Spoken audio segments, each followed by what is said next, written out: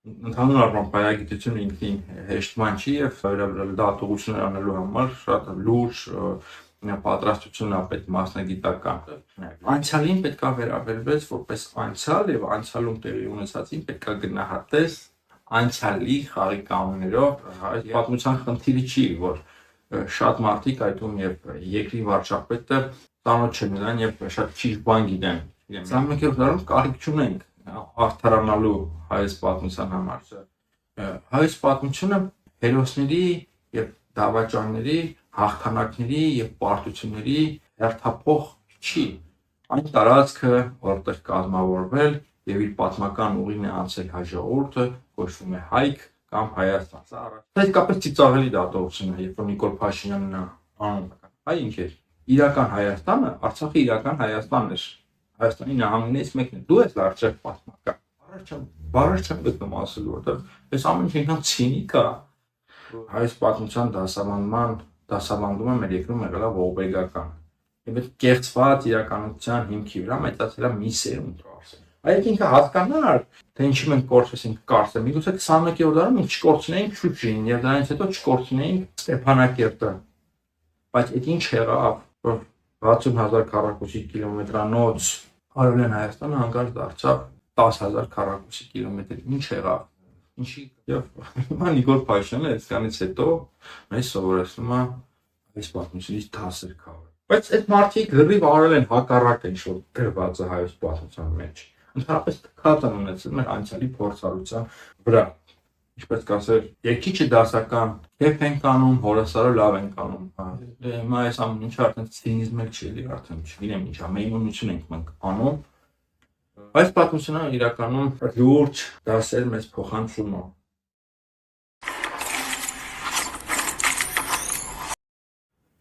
Ընկերներ, ողջույն, ընդհատակի զրույցները շարունակվում են, այսօր խոսելու ենք այս պատմության վերաբերյալ Նիկոլ Փաշինյանի դատողությունների մասին։ Մի րոպե մի բան ասեմ շարքի հերթական տեսանյութի մեջ հայոց պատմության 8 հատորյակի հատորներից մեկը ձեռքին Նիկոլ Փաշինյանը խոսում էր հայոց պատմության դասերի մասին, թե մենք ինչ դասեր պետք է քաղենք հայոց պատմությունից, որպես հայաստանցիներ, եւ այսպես պաթոսով ասում էր, որ մենք չպետք է կրկնենք այն ինչ որ եղել է անցյալում եւ հայոց պատմությունը մեզ սովորեցնում է, որ այսօրվա Հայաստանը հանկարծ չդարձնենք պատմական Հայաստանը մեզ հուշում է, որ չկրկնենք անցյալը եւ ներկա Հայաստանն էլ չդարձնենք պատմական։ Խոստովանենք, որ sense պաթոսով հրաշալի նորաձև ձևակերպումներ են, իհարկե ճակերտների մեջ իմ համոզմամբ հայոց պատմության վերաբերյալ համանման դատողությունները չափազանց պարզոնակ են եւ վուլգար, որովհետեւ գործ ունենք բավականին մեծ եւ անսահման գիտակարգի հետ, որը ինքնին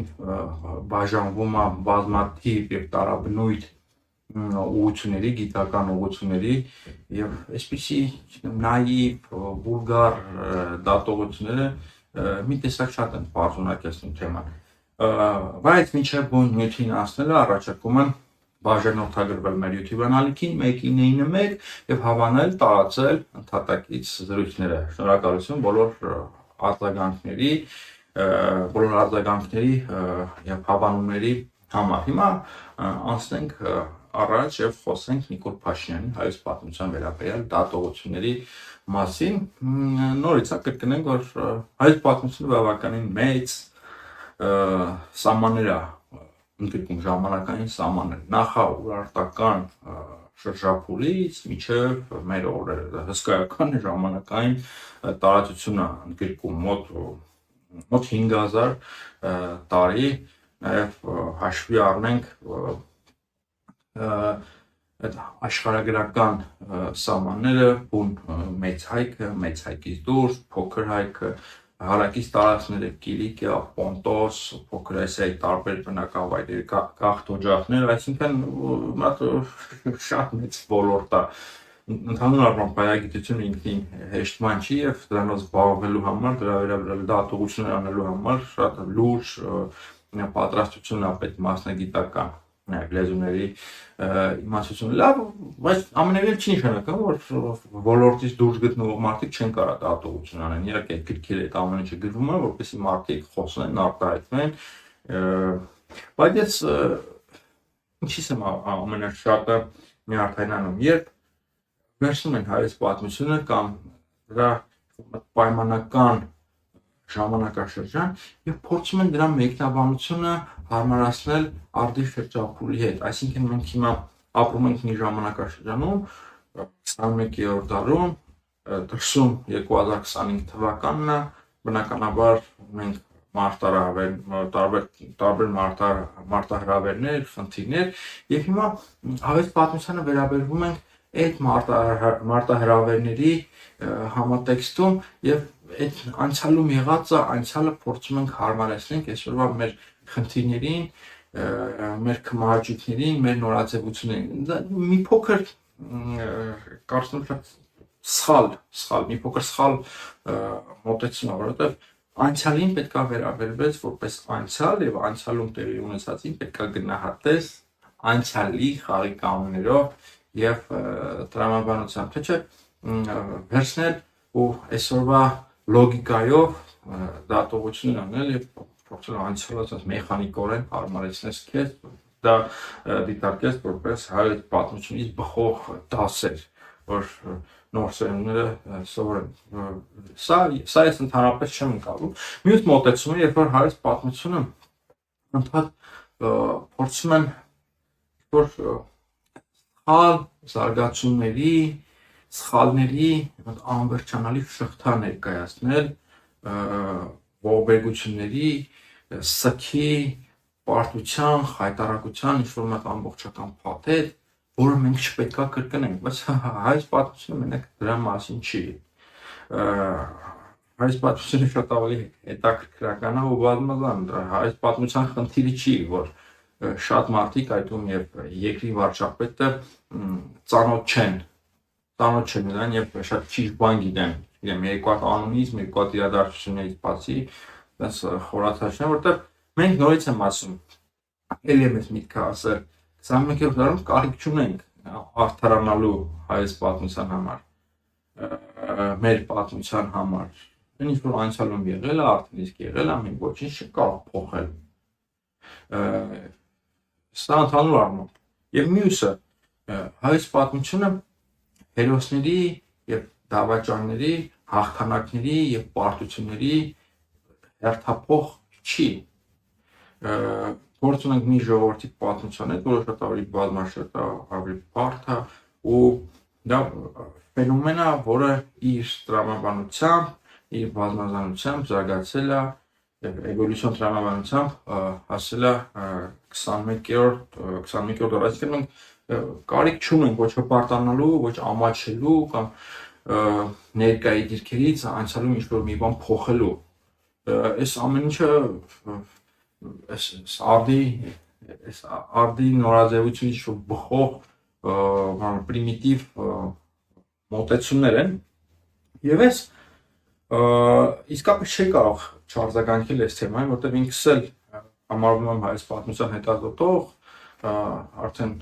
քանի տարի ուսանողական տարիներից սկսած եւ դպրոցից սկսած ես որոշել եմ, որ պետք է ընտրեմ այս մասնագիտությունը եւ նույնիսկ հիշում եմ առաջին նախադասությունը հենց հայոց պատմության երբ սկսեցինք անցնել դրած ոնց էր սկսում ընդհանրապես հայոց պատմության դասը դպրոցում 5-րդ դասարանի դասագիրքը հեղինակը ակադեմիկոս Բարխուդայան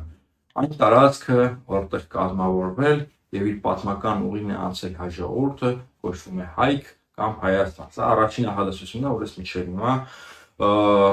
հիշում եմ։ Լավ, հիմա անցնենք հայոց պատմության դասերին։ Այստեղ իրականում երբ որ այս ամեն ինչի հայոց պատմության դասերից խոսում եմ Նիկոլ Փաշինյանը, թեման մի փոքր ծիծաղելի է դառնում եւ նույնիսկ զավեշտալի, որովհետեւ մեր իրականության մեջ եթե կա մի մարդ կամ մի քաղաքական ուժ, որը իր գործունեության ամբողջ ընթացքում թքած է ունեցել հայոց պատմության դասերի վրա, դա հենց Նիկոլ Փաշինյանն ու ԿՊ-ն են, որոնք ստանձնելով Հայաստանում կառավարման ղեկը ընդհանրապես թքած ունենալով Հայաստանի աշխարհագրության, մշակույթի, միջավայրի եւ պատմական առանձնահատկությունների վրա դիմեցին գործողությունների, որոնց վերջնարդյունքը եղավ աղետ կատաստրոֆա։ Եվ հիմա Նիկոլ Փաշինյանը ասում է, ինչա, ոնց է մեկնաբանում հայոց պատմությունը, ասում է, պատմական Հայաստանը մեզ ասում է, արդի Հայաստանը մի դարձրեք պատմական Հայաստան։ Այսինքն ինչ նկատի ունի, որ ներկայիս Հայաստանը մենք չկորցնենք, որ սա էլ չդառնա պատմական, ինչպես օրինակ Արևմտյան Հայաստանը, Արևմտյան Հայաստանի նահանգները, քաղաքները, որոնք մենք կորցրել ենք, որոնք հայաթափվել են ցեղասպանության պատճառով եւ ոչ միայն եւ դրա համար հիմա մենք դրանց կոչում ենք պատմական Հայաստան, իսկ մենք իրական Հայաստան ենք եւ իրական Հայաստանը մի դարձրեք պատմական, այսինքն չկորցնենք։ Դա իսկապես ծիծաղելի դատողություն է, երբ որ Նիկոլ Փաշինյանն անում։ Ինչի՞։ Որտեղ 21-րդ դարում Նիկոլ Փաշինյանը հայտնի դարձավ եւ նշանավորվեց մի քաղաքականությամբ, որի հետևանքով ավելի քան իրական, ավելի քան գոյություն ունեցող ռեալ հողի վրա հայրենիքը դարձավ պատմական խոսքը Արցախի մասին էր։ Հետո սկսեց իհարկե իր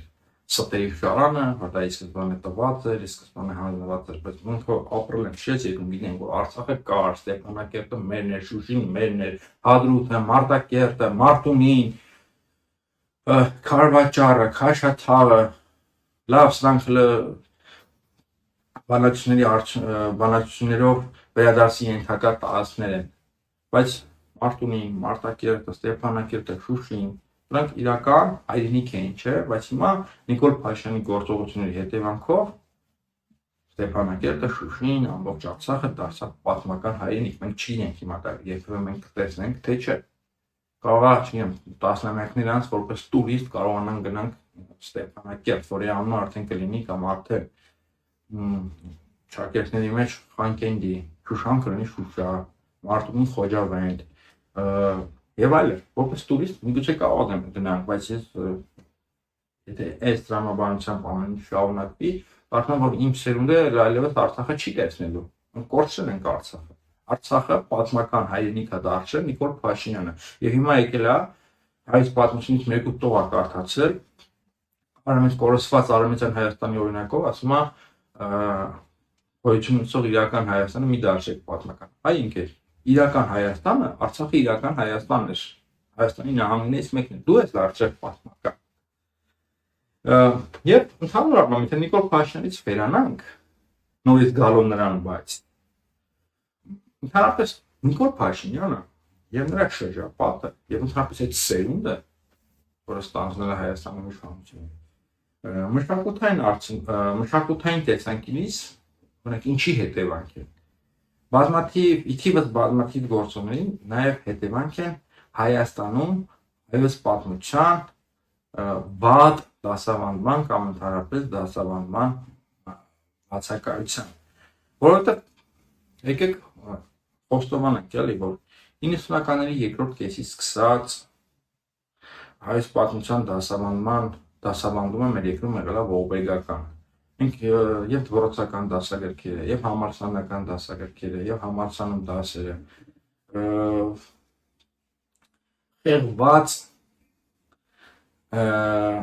խեղված եւ ձևախեղված, կեղծված իրականություն են մատուցել։ Եվ այդ կեղծված իրականության հիմքի վրա մեծացել է մի սերունդ, որը նորից գնացել է դեպի աղետ։ Խոսքը ինչի մասին է։ Օրինակ, ասում եմ, մենք պատմությունից պետք է դասեր քաղենք, բայց առաջին հերթին դու պետք է դասեր քաղեիր 2018 թվականի մայիսից սկսած, երբ որ ստանձնեցիր վարչապետի պաշտոնը, օրինակ դասեր պետք է քաղեիր առաջին հանրապետության պատմությունից, մտ հասկանայիր ինչի մեր առաջին հանրապետությունը ընդամենը 2.5 տարի գոյություն ունեցավ, ինչ եղավ, ինչի պարտվեց հայ-թուրքական պատերազմում կամ ինչի հայ-թուրքական պատերազմը 1920 թվականին ընդհանրապես բռնկվեց, դրանից առաջ ինչ ա եղել, ինչ բանակցություններ են եղել, Խորհրդային Ռուսաստանի հետ ինչ բանակցություններ են եղել, եւ ինձ թվում է երկրի վարչապետը պետք է այս ամեն ինչի մեջ խորանար, ոչ որպես գիտնական, բնականաբար շնորհս վարչապետը պատմագիտությամբ զբաղվի եւ գիտությամբ զբաղվի ընդհանրապես այդ ծալքերը շատ հայտնի էին, դրա մասին խոսող մարդիկ կային եւ ինքը դա պետք է հասկանար եւ նույնը չաներ, ինքը փաստացի, իհարկե ես դեմ եմ որ ասում պատմությունը կրկնվում է, պատմությունը չի կրկնվում, ամեն նոր էպիզոդ ինքը նոր է, անցյալում չի եղել, տարբերությունը ակնհայտ է, բայց լավ վուլգարացնենք թեման, ինքը կրկնենք նույն սխալները, ինչ որ դաշնակցական կառավարությունը գործել է 1919-1920 թվականներին։ Հիմա ինքը եկել է մեզ ասում է եկեք պատմությունից դասեր քաղենք։ Դու պատմությունից դասեր քաղել որ Արցախը չհայաթափվեր, որ պատերազմում չպարտվեինք։ Չի բառեր չեմ գտնում ասելու, որտեղ այս ամեն ինչ այնքան ցինիկ է, այս ամեն ինչ այնքան սավեշտալի է։ Օրինակ Նիկոլ Փաշինյանը գիտեր կամ հասկացել էր թե ինչի է եղել հայ-թուրքական պատերազմը, դաշնակցական կառավարության կեցվածքը, այդ օրով Սիմոն Վրացյանի, Համո Օհանջանյանի, Խատիսյանի, Քաջազնունու օրինակ արդյոք կարող էր այնպիսի իրավիճակ ստեղծվել, որ հայ-թուրքական պատերազմը չլիներ եւ դրանից առաջ մենք կարողանայինք երկխոսության մեջ մտնել քեմալականների հետ, Քեմալի հետ, կանխենք պատերազմը, չկորցնենք տարածքներ, չկորցնենք Սարերամիշը, չկորցնենք Կարսը, չկորցնենք հետո դրանից առաջ ենք արդեն վերահսկողությունը կորցրել Նախիջևանը, չկորցնենք Ղարաբաղը, Ղարաբաղն ու Նախիջևանը իհարկե հայ-թուրքական պատերազմի հետ կանալ ուղղակի կապ չունեն, սա ուղղակի եմ ասում, օրինակ հայ-թուրքական պատերազմը չլիներ, չկորցնենք Կարսը։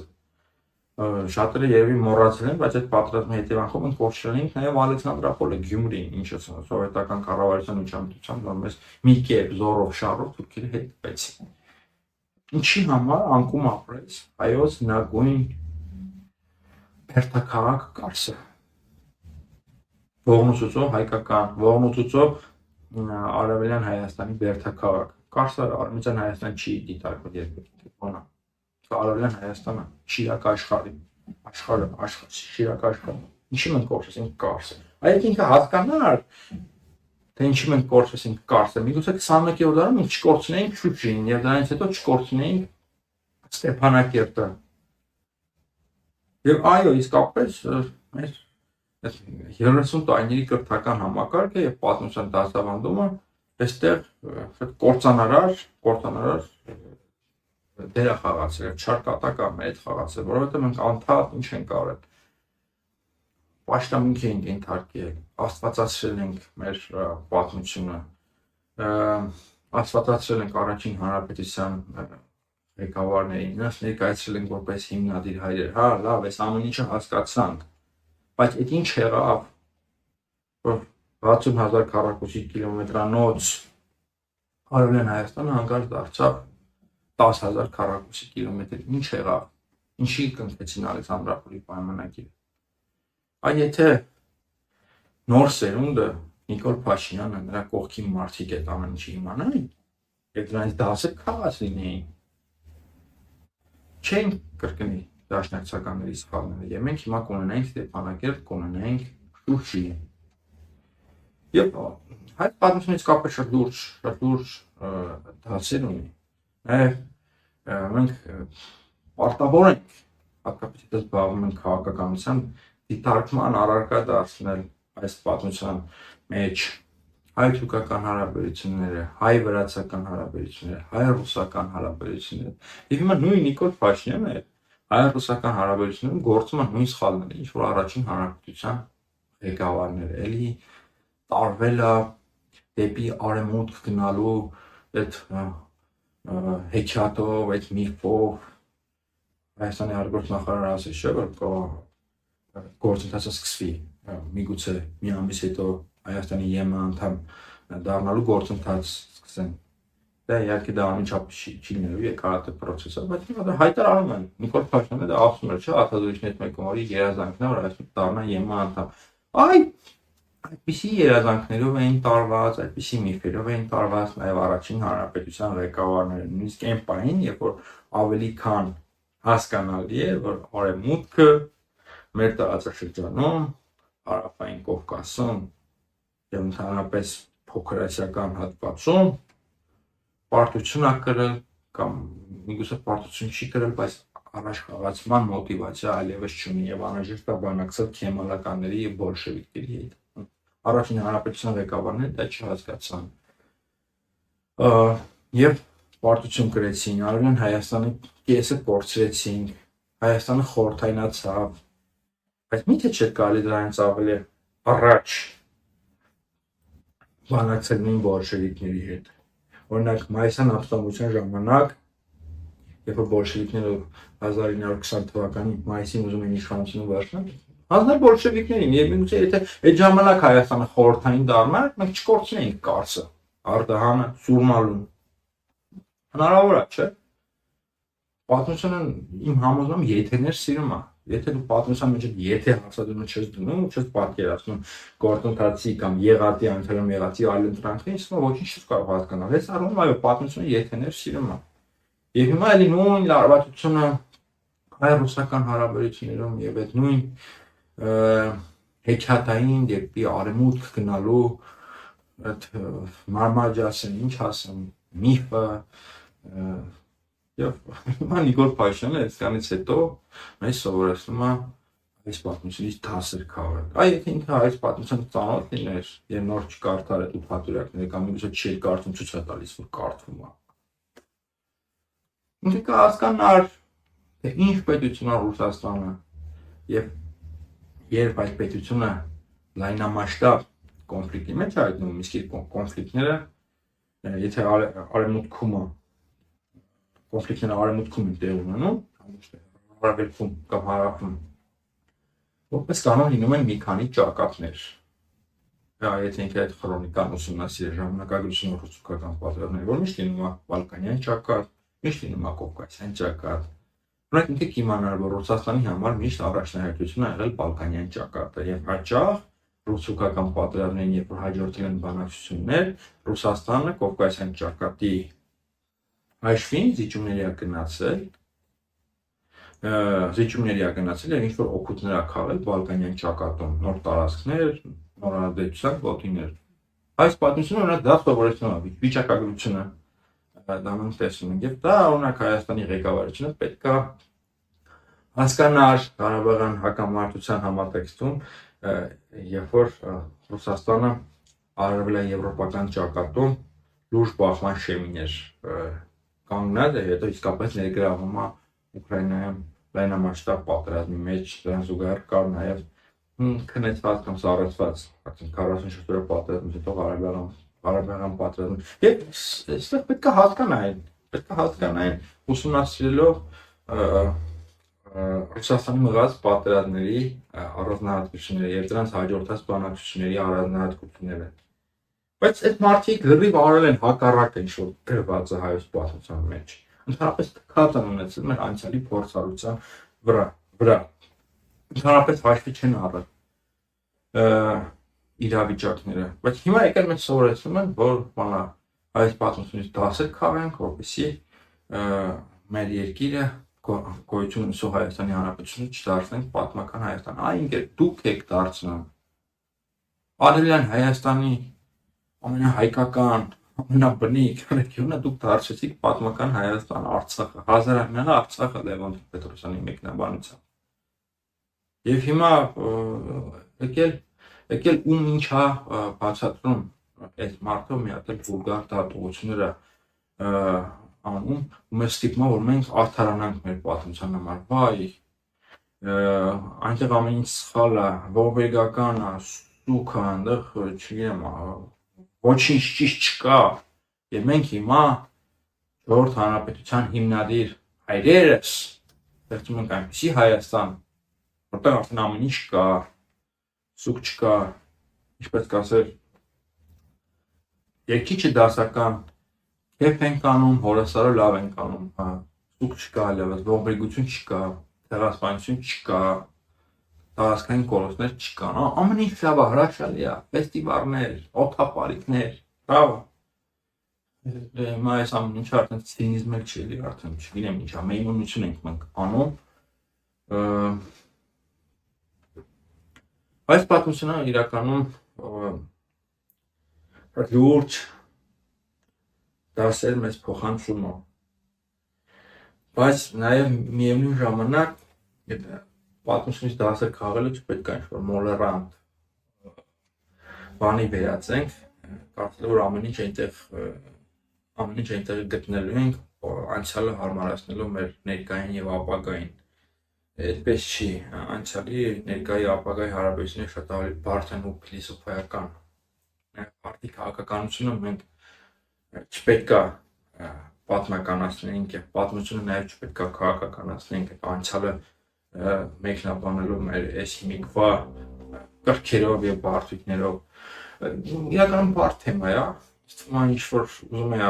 ասել արդեն ասեցի, չխորանալով այդ հավելյալ նրբությունների եւ բարդությունների մեջ։ Այսօր այսքանը, կհանդիպենք, շնորհակալ եմ բոլոր արձագանքների եւ լայքերի համար։ Ձեզնից միայն գնում է բարենոթագրվել մեր YouTube ալիքին եւ հավանենք տարածել ընդհատակի զրույցները լավ է։